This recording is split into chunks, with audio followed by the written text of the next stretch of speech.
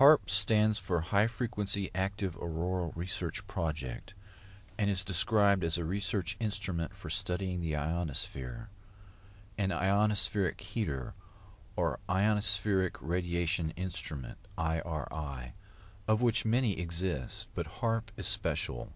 The ability to focus energy and the unprecedented amount in gigawatts, billions of watts, make it literally millions of times more effective at heating the region about 150 miles above the Earth's surface. The atmosphere has most of its density below 30 miles altitude. The ionosphere is the very thin layer above that absorbs dangerous ultraviolet radiation and makes life possible on Earth. There is very little mixing normally between the two layers, but disturbances in the ionosphere translate to changes in weather, such as normally occurring sunspots and the solar wind.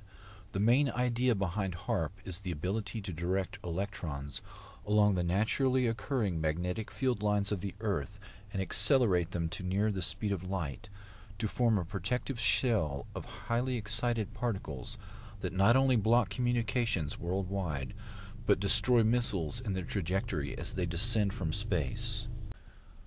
The effects can be localized by punching a hole through the ionosphere to superheat an area 30 kilometers in diameter into a plasma shield. Any missile or aircraft would be destroyed that tried to fly through the plasma, which is the fourth state of matter. A hole in the ionosphere above an enemy country could kill by allowing the solar radiation to strike the surface of the Earth unhindered. Weather modification can also be used as an instrument of warfare by manipulating the electrojet and the jet streams which dictate climate. The publicly stated aim is C3, or Communications, Command and Control. The margin of victory in war is to block or intercept enemy communications and to secure your own. The signals in the ELF range can be generated by HARRP and heard anywhere in the world, and are used for Earth-penetrating tomography, basically finding enemy submarines or underground bases.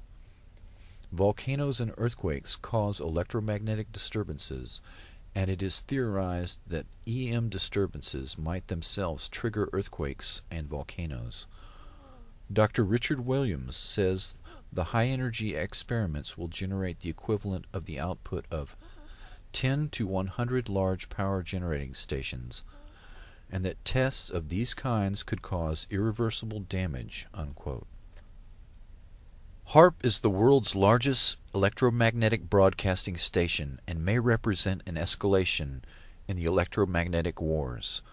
The project is a creation of the U.S. Air Force and Naval Research. Publicly, it is an ionospheric research instrument, but it can be used to control weather and do electromagnetic sweeps that can be used for mind control of large populations. HARRP, located 30 miles from Fairbanks, Alaska, is the real focus of anti-missile defense that SDI, the Strategic Defense Initiative, purported to be, and much more. The public patent was titled A Method and Apparatus for Altering a Region of the Earth's Atmosphere, Ionosphere, and Magnetosphere. Dr. Bernard Eastland, a physicist who holds a patent for the fusion torch, also holds about a dozen other related patents that were eventually purchased by E-Systems and Raytheon. Patent number 4686605 claims the following uses: cause total disruption of all forms of communications over a very large portion of the Earth, missile or aircraft destruction, deflection or confusion, weather modification by altering solar absorption, also altering composition of the atmosphere. This patent was classified by the Navy under National Security Order in 1987, but other patents exist for purposes of power beaming systems, artificial ionospheric mirror composed of a plasma layer, creation of artificial ionizing clouds above the Earth, defense system for discriminating between objects in space, nuclear-sized explosions without radiation, Dr. Yarrow states, Earth's axial spin means that a burst lasting more than a few minutes will slice through the ionosphere like a microwave knife, producing not a hole, but a long tear and incision." Unquote. According to Dr. Elizabeth Rasher, the ionosphere is prone to catalytic reactions, so if a small part is changed, a major change in the ionosphere can happen. HARRP documents admit that 1,000-fold greater amounts of energy can be released in the ionosphere than are injected. Stanford University experiments beaming radio waves, very low-frequency waves, into the magnetosphere detected the signals halfway around the world. Some were amplified 1,000 times. HARRP documents describe intentionally trying to get a runaway effect in the ionosphere. The instabilities commonly studied are approaching their maximum radio frequency energy dissipative capacity, beyond which the plasma processes will run away until the next limiting factor is reached. Unquote. The first atomic weapons testing was done without knowing if the chain reaction would stop or keep going. Dr. Robert Oppenheimer admitted years later that, quote, "the government knew that the scientists didn't know." Unquote. The decision to pulse several gigawatts of energy into the ionosphere could cross a threshold. Walter Richmond wrote an account of such an event in a book entitled The Lost Millennium. The event began with a solar tap, a planetary short circuit. Quote, "the surge of power became an avalanche.